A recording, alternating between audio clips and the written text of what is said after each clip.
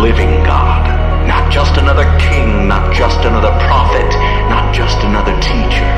He was the one the world had been waiting for. The one to deliver us from captivity, the son of David and Abraham's chosen seed. He is the goal of the Mosaic law, Yahweh in the flesh. He is the one to establish God's reign and rule, to heal the sick, give sight to the blind, freedom to the prisoners, and proclaim good news to the poor. This Jesus was the Creator come to earth and the beginning of a new creation. He embodied the covenant, fulfilled the commandments, and reversed the curse. This Jesus is the Christ that God spoke of to the serpent, the one prefigured to Noah in the flood, the one promised to Abraham, the one guaranteed to Moses before he died, the one promised to David during his reign, the one revealed to Isaiah as a suffering servant, the one predicted through the prophets and prepared for through John the Baptist. He is the Father's Son, Savior of the world, and substitute for our sins. More loving, more holy, and more wonderfully terrifying than we ever thought possible. He is our Jesus, and there is no other king like him. He is our God, our glory, our victorious Savior. There is no other king like him.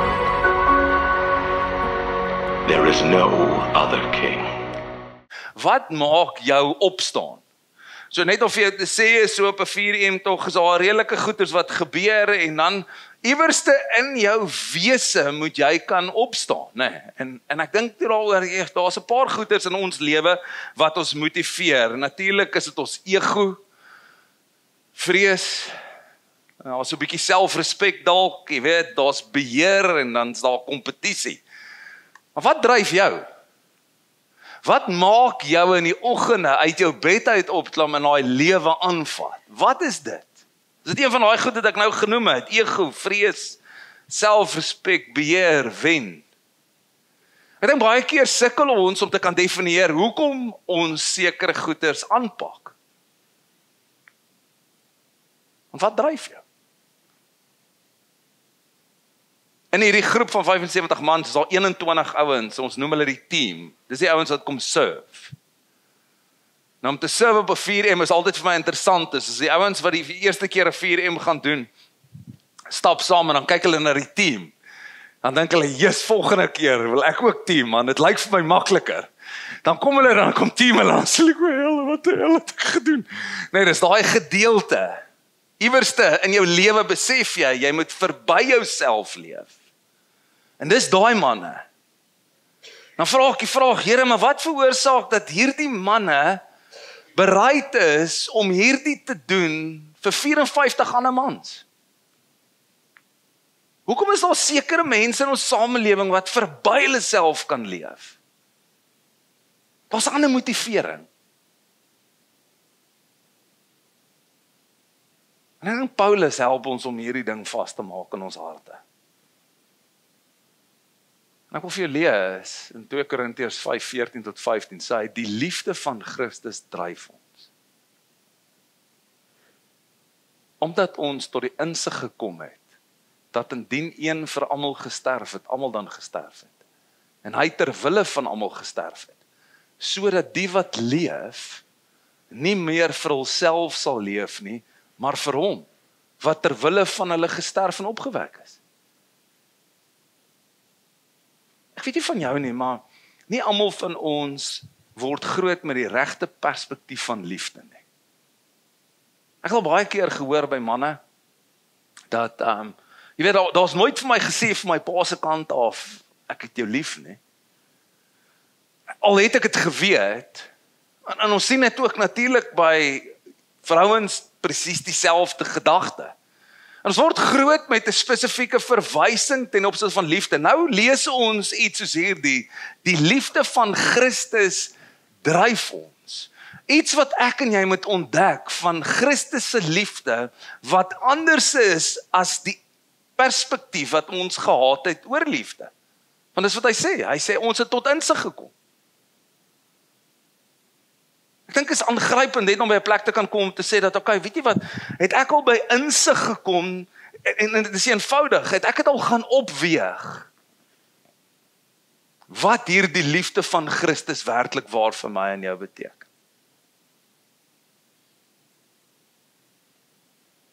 Want as ons daar kan uitkom, dan gaan ons as Paulus wees om te sê die liefde van Christus dryf my. Nie my eie ego nie. Nie aan my eie selfbeheftheid nie, nie die feit dat ek wil wen nie, nie beheer wil hê nie, nee, daar's iets anderste wat 'n uitdrukking bring in my lewe, wat my motiveer om sekere goed op sekere maniere aan te pak. Maar die feit is, ons moet tot insig kom, dis wat hy sê, iewerste moet ek en jy die som gaan maak. Ons moet hierdie goed gaan opweeg in ons lewe, en wanneer dit by Christus kom, natuurlik moet ons ontdek, dat luister gou, weet jy wat, ek en jy was dood in ons sondes. Kan ek jou sê, jy was so ver in die gat af, dat jy nie die lig kon sien nie. Nee, dis so ver jy weg was. So dis nie iets wat Christus kom regstel het nie, jy was dood. En toe kom Jesus Christus, en terwyl jy dood was in jou sonde, kom maak hy jou lewendig. Ouens, ek weet nie of jy al by daai plek was, net om hierdie vas te maak in jou kop en jou hart nie, om te besef dat jy was so bad, en so sad. Jy kon enigiets gedoen het, jy sou het nooit gemaak het nie. En Jesus Christus kom doen iets wat dit verander. Dis waartoe Paulus gaan. Hy sê ek het by hierdie ontdekking gekom, tot die insig gekom, dat nou die liefde van Jesus Christus dryf my, want ek het tot die insig gekom, dat een wat gesterf het, vir almal gesterf het. Hy sê nie dat almal nou al gered is, nee, hy sê dat hier is die perspektief. Daar's 'n ander verwysing. Nou gaan hy aan.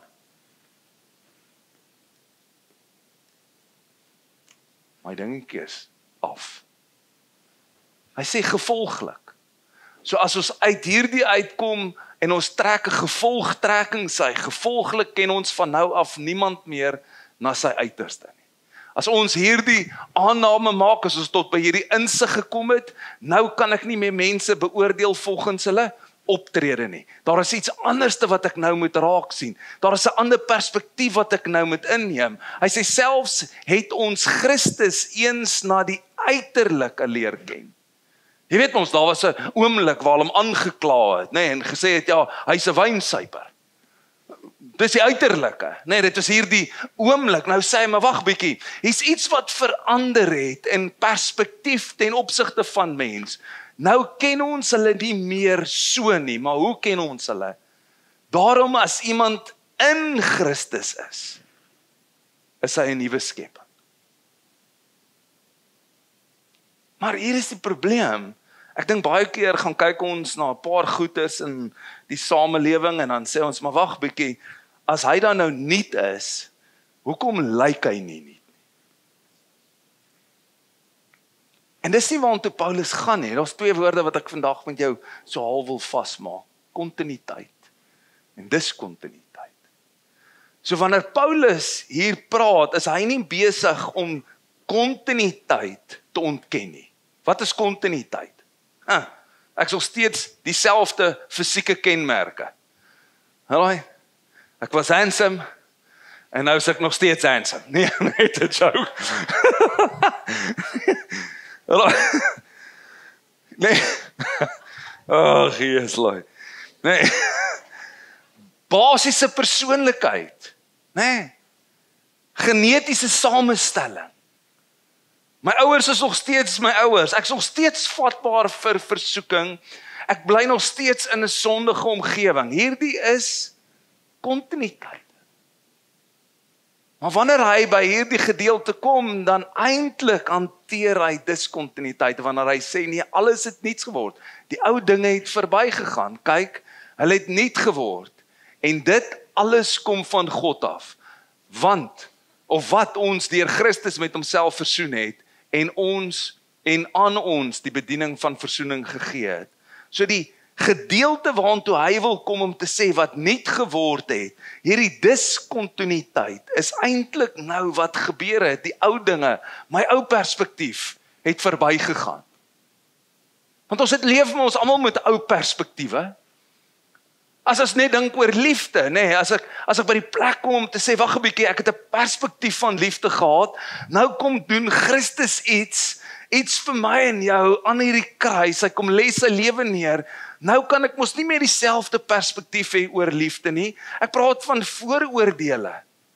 Ons hanteer sekere mense op sekere maniere, omdat ons 'n vooropgestelde idee het, wanopvattings, verslawings, ensovoorts. God in der waarheid voeg nuwe dinge by my en jou. 'n Nuwe geestelike lewe. Hy verander die manier hoe ek nou kyk. Daar is iets anderste ook wat hy vir my gee, en dis die Heilige Gees. En ewe skielik het ek die vermoë om mense te vergewe. Ek het ewe skielik die vermoë om geregtigheid na te streef, in geregtigheid te leef, die regverdigheid van Christus na te streef. Ek en jy begin ewe skielik anderste na hierdie wêreld van ons kyk. Want hoekom? En ek dink dis waar ons baie keer dit mis het. Is wanneer ons praat oor Jesus, gaan ons baie keer outomaties na Jesus se gedeelte wat hy vir ons kom doen het ten opsigte van sondevergifnis. Maar Paulus kom en dan sê hy, wag 'n bietjie, daar het versoening plaasgevind. En wanneer ons praat van versoening, moet ek en jy besef dat daar iets op 'n sekere manier was, en hier is die ding, dat ons nie guns gehad het by God nie, want in effek was jy dood vir God. Maar nou het ek en jy weer guns by God. So kom ek vat jou gou na 'n skrifgedeelte toe, in Genesis. En daar was hierdie oomblik waar Adam en Eva sonde gedoen het, en nou wat kom God, hy kom deel 'n klomp strawwe uit. En een van daai strawwe is, dat jy in die sweet van jou aangesig, jou brood sal verdien. Luister, hoeveel van ons leef nog steeds so? Dat in die sweet van, ons leer ons kinders ook dit, Jy moet hard werk. Want weet jy wat? In die sweet van jou aangesig sal jy jou brood verdien. Dis nie net sommer nie. Maar hier is die verandering wat plaasgevind het. Jy sien, van versoening praat van guns, wat op my en jou lewe nou rus, waar werk eintlik aanbidding word. Dis nie meer sweet nie.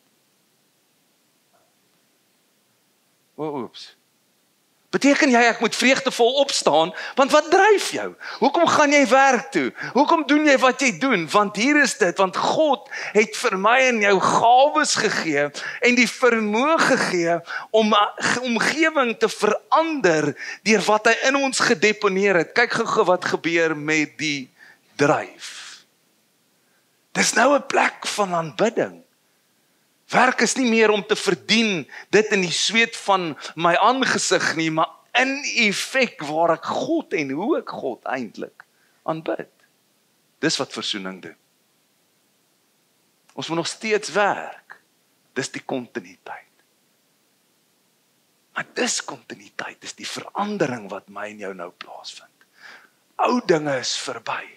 Die manier hoe ek het gesien het verander na 'n plek waar ek nou nuut kyk.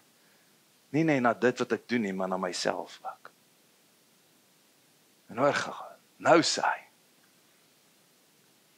hy, ons tree dan op as gesante ter wille van Christus. Nou hierdie woordjie gesant is eenvoudig 'n ambassadeur.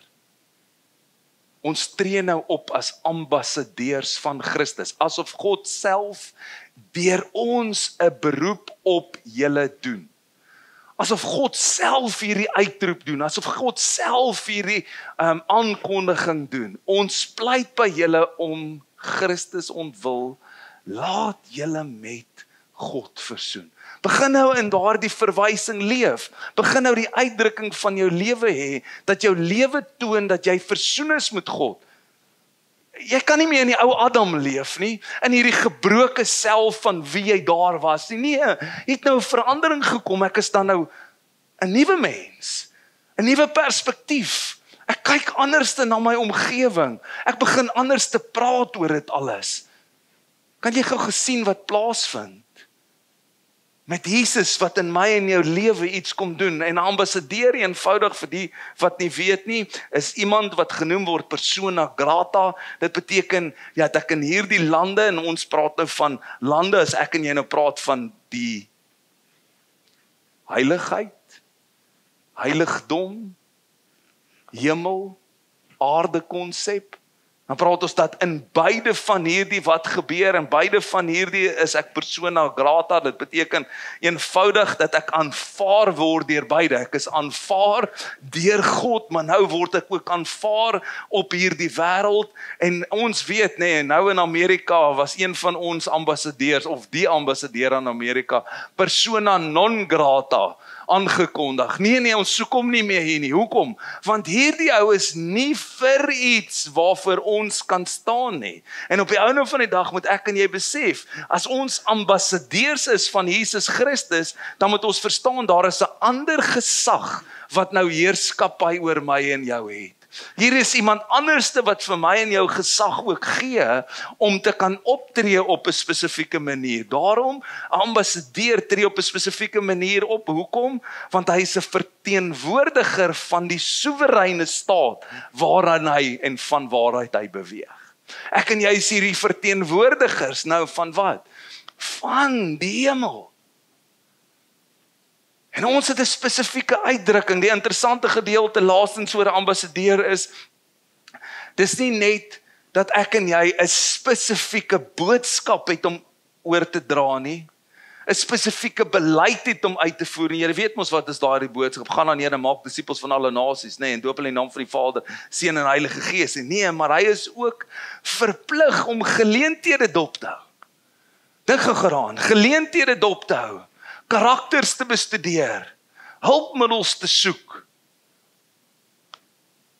sodat wat kan gebeur, sodat daar verandering kan plaasvind in daardie omgewing. Nie net tot ons hierdie boodskap van die goeie nuus wat ons met ander deel nie. Daar's 'n ander koning. Nee, ons soek vir geleenthede.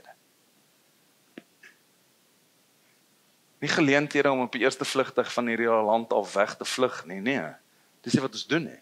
Ons soek vir geleenthede binne in hierdie spasie wat God vir ons gegee het.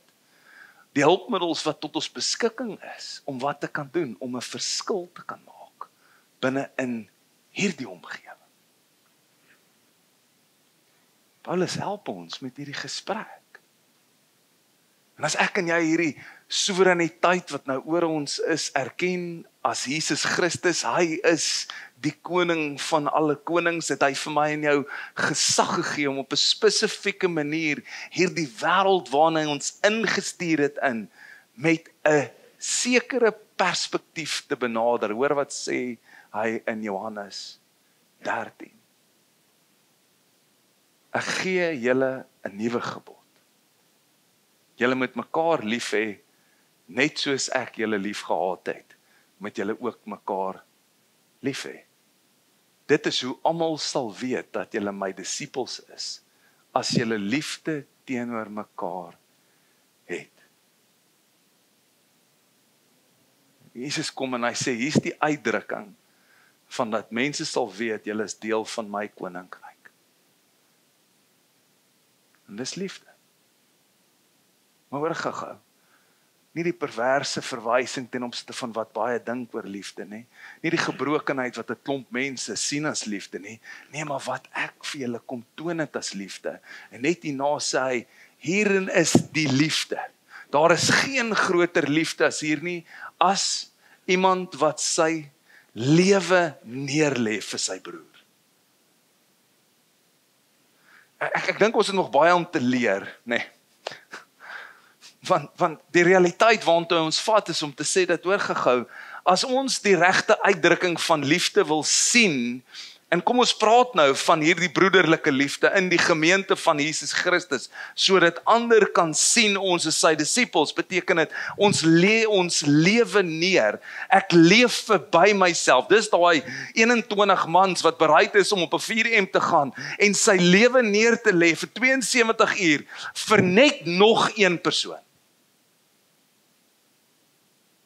En ek weet nie of jy al oor gedink het nie.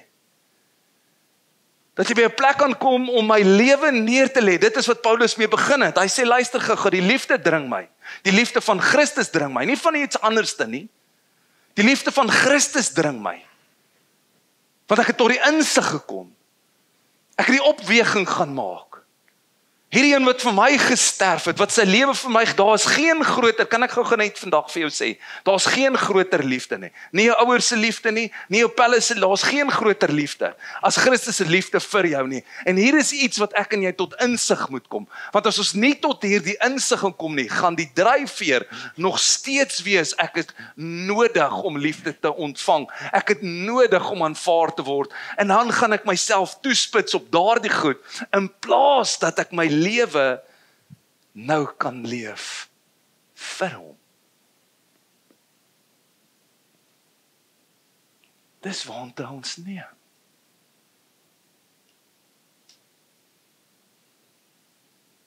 Die enigste manier hoe hierdie wêreld gaan sien Jesus Christus is ons koning, is dat ons mekaar begin lief hê. Ons het nodig om ons lewe neer te lê vir ander. Kan jy hoor hoe sterk is hierdie liggaam van Jesus Christus, hierdie konteks waarin ons onsself bevind? En disipel eenvoudig is 'n leerling. En ons leer by ons meester. Wie is ons meester? Jesus Christus. Dis hoekom hy sê, gee julle 'n nuwe gebod. Julle moet mekaar lief hê soos ek julle lief gehad het. Hier is die toonbeeld. Ek het my lewe neergelê vir jou. En nou dat ek my lewe vir jou neergelê het, verstaan die waarde van hierdie liefde. Nou kan ek en jou ons eie perspektiewe neerlê. Want dis waante ons vat. En Petrus help ons met hierdie gesprek, net om by 'n plek te kom. Hy sê, sy goddelike krag het ons immers reeds alles gegee wat ons nodig het vir 'n godvreesende lewe. Deur die kennis van hom wat ons deur sy majesteit en goddelike krag geroep het. So nou, hy bring ons ook by die plek om te sê dat ek en jy kennis en insig doen, dat as hy die koning is van alle konings, dan het hy die seggenskap oor my lewe. Dis wat hy sê, dat hierdie soewereine verwysing ten opsigte van wie hy is as koning en die ewige koninkryk, my en jou geroep het, my en jou tot wat geroep het? Om hom te kan dien met wat? Met alles wie ons is. Dis waartoe ons vat. Hy sê, hierdie het krag. Hierdeur het hy sy kosbaarste en grootste belofte reeds aan ons gegee. So kom ek help jou gou net. Daar is 'n klomp ander beloftes wat God vir my en jou gegee het, maar daar is die grootste. En ek kan nie verstaan dat baie keer wat gebeur in ons lewens is, mense soek nog ander goed. Hulle verlyk baie keer God se liefde vir hulle deur te sê wat ek het. Maar kyk hoe lyk jou lewe. Hoe kan God jou lief hê? En sê jy's 'n kind, maar kyk hoe lyk sy ander kinders se lewe. En wat ek en jy begin soek is iets anderste. Hy sê hierin lê die grootste belofte wat ek en jy ooit in ons lewe moet vasmaak in ons harte. Wat hy reeds in ons gegee het, sodat jy kan deel kry aan sy goddelike natuur. Hier is die grootste belofte. Jy was dood. Kapot. Geen waarde. Niks seggenskap nie. En wat kom doen hy? Terwyl jy dood is, kom maak hy jou lewendig in hom. En wat hy vir my en jou gee, vir my en jou gee, is sy goddelike natuur. Nie wat ons gehaat het nie, nie ou Adam nie, nie die gebroke wese wie ons was nie, stikkend en gemors. Nee. Veel meer in Christus. Wat hy kom doen is, hy kom gee vir my en jou nou iets so spesiaal, so kosbaar, sy goddelike natuur.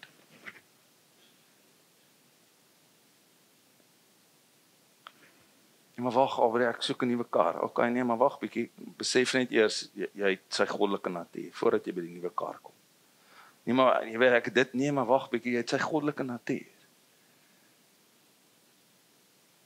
En ek dink as hierdie die grootste gedeelte raak vir my en jou, dan volg die res. Dan vloei dit uit ons uit. Maar sodra ek en jy nog steeds ander goed gaan soek, in plaas wat hy vir ons reeds gegee het, gaan ons nie vervuld wees.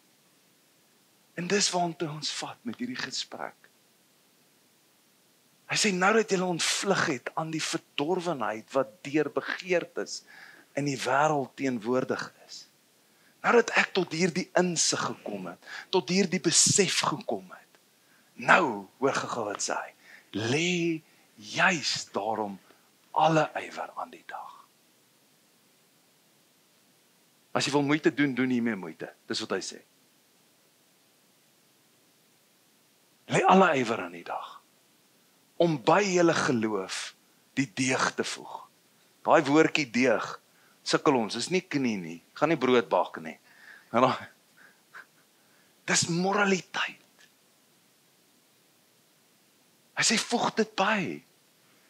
Jou ja met jou ja word. Voeg dit by jou geloof. By deeg insig. Insig praat van dat ek en jy die openbaring, die verstaan kry van wat dit nou is om 'n koningskind te wees. Wat dit is om hierdie nuwe lewe te kan ontdek. Hy sê, voeg hierdie by. En my insig,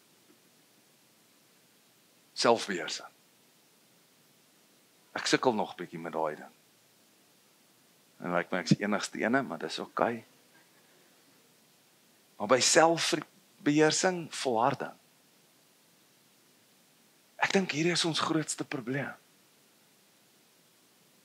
Is dat ons volhard nie. God sê vir my en jou wie ons werklik waar is. En nou leef ons nie konstant met daardie begrip nie. Ons volhard nie. Ons laat toe dat die wêreld weer 'n klomp goed op my en jou plaas. Nee, maar wag bietjie. Het jy al ooit daaraan gedink en ons vergelyk ensovoorts in plaas dat ons volhard, so plaas dat daar 'n konstantheid in ons lewe is. Maar nee, wat gebeur is die see kom ons en gooi ons en spoel ons rond. Hoekom? Want iets het in my en jou nog nie 'n realiteit geword nie. Ons het nog nie kom vasmaak wie ons werklik waar in Christus is nie. Daarom is daar nog nie 'n konstantheid nie. En daarmee saam sy voeg by wat Godvreesendheid. Dit beteken respek. Beteken ek verstaan iets wat God kan doen wat ander ouens nie kan doen nie. Iets wat God vir my en jou behaag het. Daarom het ons absolute respek. En dan sê hy, en by Godvreesendheid, broederliefde. Nee man, ja man, broederliefde. En by broederliefde, liefde vir alle mense. As jy immers wanneer jy oor hierdie eienskappe beskik en daarin toeneem, sal dit daartoe lei dat jy nie nutteloos en sonder vrug wat jy kennis van ons Here Jesus betref. As ons hierdie eienskappe ontwikkel in ons lewe en daarin groei, dan gaan ons nie nutteloos en sonder vrug wees oor kennis van wie hy is. Jy sê dink, baie mense het 'n klomp kennis oor 'n klomp ander goed en behalwe Christus. Ons kan baie keer vir mense vra en hulle kan vir jou presies sê wat in die Bybel staan, maar as jy van vra maar wie is Jesus, dan kan hy nie vir jou sê wie Jesus is nie. Dit is waar die gesprek gaan. Jy sien, die probleem is, as ons meer gaan dink oor wat ander sê en wat ander ons leer, in plaas dat ons kennis opdoen van wie hy is, gaan ek en jy sonder vrug en sonder hierdie verwysing in ons lewe, ons gaan nutteloos wees oor wie Jesus is. En daarom gaan ons woorde wat ons eintlik moet verkondig en hierdie boodskap wat ons moet uitdra, as hierdie verteenwoordigers van hierdie soewereine koninkryk, gaan nie in lyn wees nie. Hy sê, want die een by wie hierdie dinge ontbreek, is blind en kortsigtig. En hy vergeet dat hy van die vorige sondes gereinig is. En dit is vir my so mooi, Petrus help ons eintlik om 'n paar goeders te sien. Heel eerstens is dat ek en jy moet groei. Ons begin nie daar nie. Ons begin nie dat ons alle kennis het van Jesus nie. Ons begin nie daar wat ek en jy nie nutteloos is nie, of sonder vrug is. Nee, ons begin nie daar nie. Ons moet groei. Ons moet byvoeg, ons moet ontwikkel. Maar jy sê ding, dis jou verantwoordelikheid. Jy kan nie jou verantwoordelikheid op iemand anders te sit om jou te laat groei nie. Ek kan nie namens jou skool toe gaan nie. Ek kan nie hierdie grade namens jou gaan doen nie. Ek kan dit nie doen nie. Dis jou verantwoordelikheid en dis waartoe ons bring. Hy sê dis my en jou verantwoordelikheid nou om wat te doen? Om alles in te sit, om te groei in hierdie goed, om by te voeg by geloof deeg en by deeg selfbeheersing en selfbeheersing, deursettingsvermoë. Elkeen van hierdie aspekte is my en jou verantwoordelikheid. Die tweede een is natuurlik om kennis op te doen. Kennis oor wat? Wat liefde werklik waar is. Wat God se missie is. Dis my en jou verantwoordelikheid om kennis op te doen. Ons het nodig om te dink hieroor. Dis wat Paulus sê, ek het tot insig gekom. Ek het tot insig gekom. Ek moet by 'n plek kom waar hierdie liefde van Christus my en jou dryf. Dis die motivering. Just one more, Lord. Daar moet môreoggend iets by jou wakker word in jou hart, waar jy opstaan met vreugdevolheid, want hier is nog 'n dag, nog 'n geleentheid wat God vir ons gegee het om wat? Nog iemand lief te hê. En dis waar dit gaan. En die amazingste derde gedeelte is, dit moet beoefen word. Want ek weet nie hoe jy is met liefde nie, maar ek het redelik kraan gesak. Nee, en toe skep die Here spasie. Waar skep hy spasie? Hy sit my in 'n familie. En is in familie wat ons leer om mekaar lief te hê, want onthou ons vreemde karakters. Die beste is alles as jy deel van 'n gemeente raak, as daar nog vreemde karakters, nee, maar die realiteit is dat jy as babietjie word groot binne in hierdie family, en wat sien jy? Tog, die sussie en boetie, hulle is vreemd, hulle is weird eintlik, want hulle is nie dieselfde as jy nie. God skep die spasie vir my en jou om liefde te leer ken, en te ontwikkel, en te beoefen. Dis hoekom hy sê broederliefde. Hier is die ding, as ons mekaar nie kan lief hê nie, hoe wil jy iemand na buite lief hê? Hoe as ek en jy vir mekaar sê, ons dien nie self die Here Jesus Christus, hy is die koning van my lewe, maar jy kan my nie eers lief hê nie. Hoe wil jy daai ou daar buitekant lief hê? Of kan ek dit dalk aanbetrek dat ons meer mense daar buite lief as hier binne? Maar anyway, dis ook okay. Maar dis die ding, dis wat hy doen. Hy help ons om by 'n plek te kom om te kan ontdek en te kan beoefen. Hebreërs 13 help ons. Hy sê jou gasvryheid is een van daai dinge. Nee, gaan so in die straat af en gaan nooi ek my buurman en sê kom eet bietjie vanaand by ons. Gasvryheid. Nee, Aubrey, ons bly in Suid-Afrika. Jy weet nie wat daar, ja, hy weet ook nie wat in jou lewe aangaan. Moenie jy worry nie. Hy dink ook jy's baie scary. Right, maar is die ding. Maar kan ons gou sê vir mekaar, dit begin hier. Jy hoef nie jou buurman eers, maar jy kan hier iemand nooi. Jy kan hier gasvryheid wees. Hier beoefen ons dit. Kom braai by my. Breek die mure af, man. Ek is alright ou as ek by jou kom kuier, hoor, glo my. The joke. En ek dink een van die amazingste goed wat hy vir ons gee is huwelik.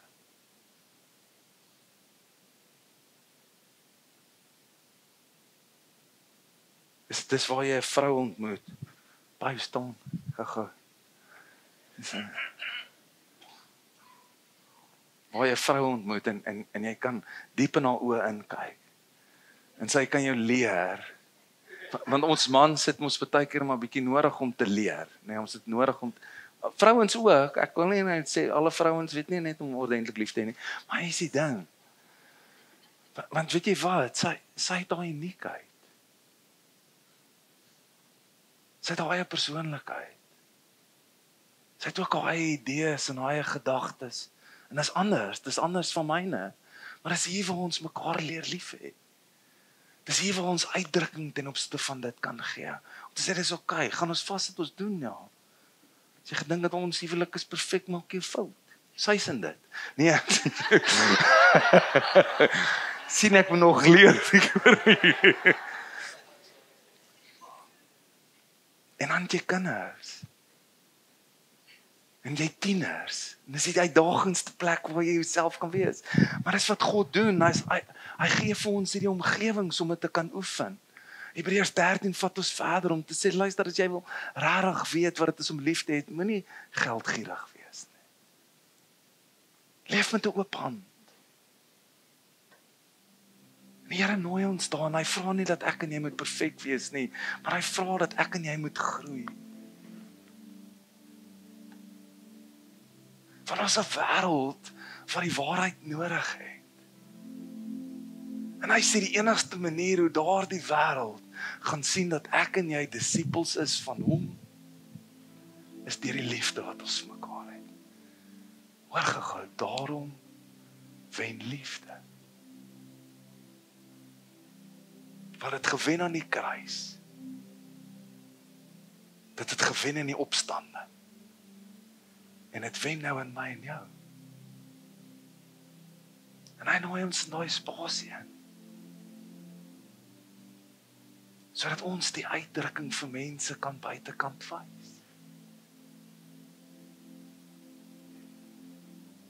Dis hoe liefde lyk. Ek wil jou uitnooi vanoggend. Die kids is hier so en ons het gedink ons wil 'n geleentheid skep, so die kids kan so lank afkom.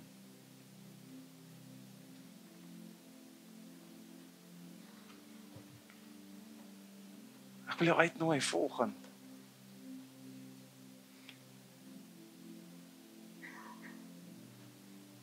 Jy dalk in jou lewe nog nie liefde beleef soos wat dit behoort te wees nie. En hierdie ding van Jesus se liefde is nog vir jou nog 'n groot ding. Nog wil jy vanoggend net beleef hoe 'n kind vir jou kan bid.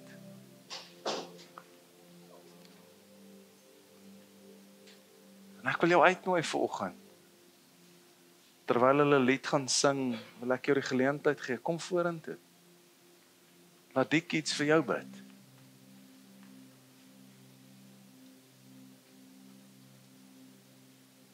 Dat iets van Jesus se liefde vanoggend van hulle na jou toe sal gaan.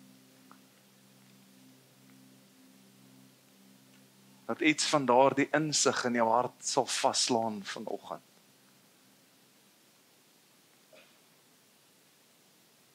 Want hier is dit die enigste manier hoe hierdie wêreld getransformeer gaan word, is deur liefde. Want ons weet, liefde het gewen aan die kruis. En liefde het gewen in sy opstanding. Mag dit vanoggend ook vir jou so wees. Kom ons saam bid. So Here, nie almal van ons wat hier so sit is oké nie. 'n Klomp van ons wat hier vanoggend sit, se hart is gebreek. 'n Klomp van ons wat vanoggend hier so sit, Here, weet nog nie eers hoe om hierdie eers te bedink oor liefde nie, want ons het nog nooit liefde eers so beleef nie. Dis vir ons nog ver af. Dis vir ons nog iets van 'n storie wat nog nie realiteit geword het in ons lewe nie. Here, maar vanoggend bid ek, Here, dat hierdie liefde wat U vir ons het, ons sal transformeer. Vir die kids wat vanoggend hier voor staan en die geleentheid wil skep om net vir iemand te bid. Mag dit net 'n besonderse oomblik wees. 'n Oomblik waar U vir elkeen van ons, en vir die van ons wat nog met daai gebroke deel leef van ons lewens, net daaroor kan bid. Dat ons vanoggend daarin genesing kan ontvang, vryheid kan ontvang, vreugde kan beleef, sodat die lewende water nie opgedam word nie, Here, maar dat dit sal uitvloei vir 'n mensdom wat smag vir die openbaring vir die seuns en dogters van Jesus Christus. Ons eer U in Jesus naam. Amen.